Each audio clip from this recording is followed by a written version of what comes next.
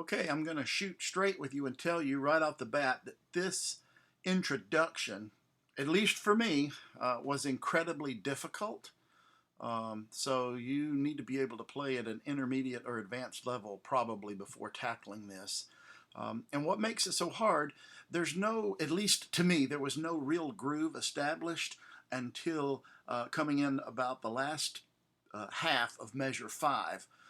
And so the way that I transcribed and did what I did for you is to basically wait until the groove started and I, realized it was a solid 12/8 type groove. And then I backed everything up from there, and that's how I notated what I did. And so basically, if you'll learn this thing hands separately, and then put it together, and I don't really try to feel that 12/8 because you're playing every beat. There are 12 beats, and you're playing starting on beat 1. You're hitting on every other beat for those first 5 measures, and then the left hand is doing an octave thing, and I would not try to even feel that 12/8. Let me just go on and show you. The octaves in the left hand, you're starting on a D, and this pattern repeats.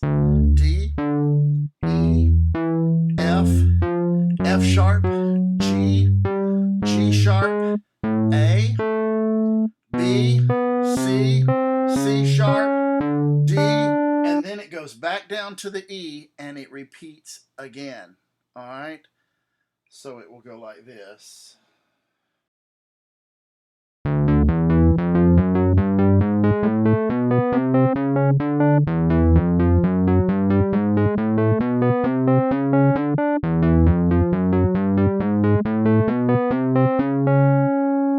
And then it starts the groove.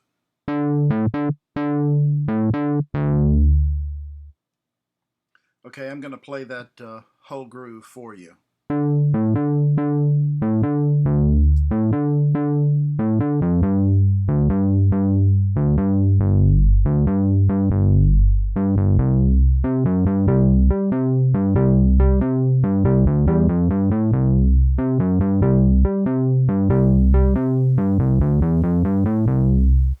Okay, so let's take a look at what's happening in the right hand, and it's basically the same chord progression. Sounds like a gospel chord progression, and it happens 3 times in a row.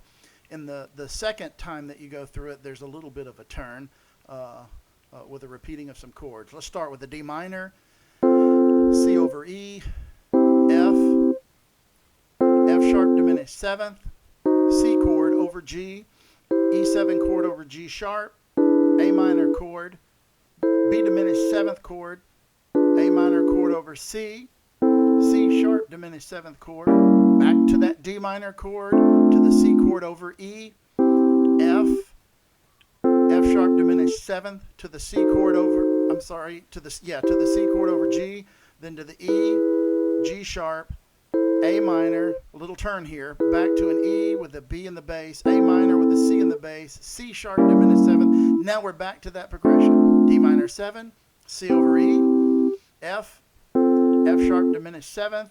Then you've got a C chord with a G, and then an an E chord with a G sharp, then an A minor, E with a B, as we did before, A minor with a C, then a C sharp diminished 7th, and this time when you get back to the D minor 7, you rest on it. It's a diamond, we would call that, basically, because it's just a held note while that little D minor groove's going on in the left hand in the end. So here's what I'm going to do right now.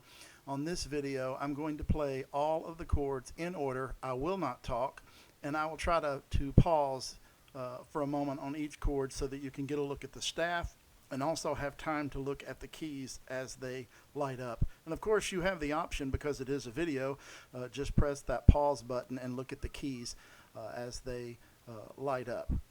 Here we go.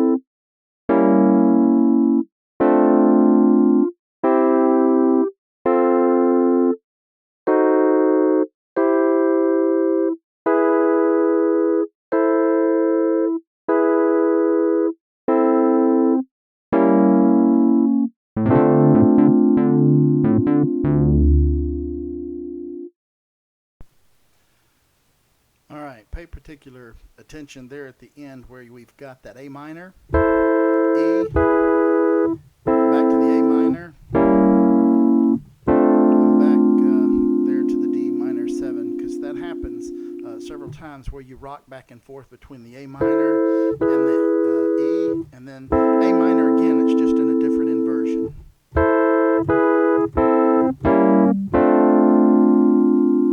So you can see and hear how that progression makes really good sense, and it flows really well.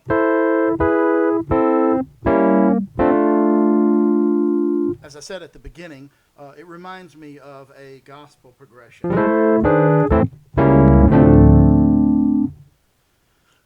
All right, I'm going to play this one more time at full speed with the drum track and everything, and I hope that you'll download the free PDF. I've notated everything and as closely as my ear could detect what was going on. There's also an MP3 listening file. Thank you for taking the time to watch this, and I would appreciate it if you enjoyed it, or even if you have some constructive criticism, leave your comments in the box below the video, because I do read all comments.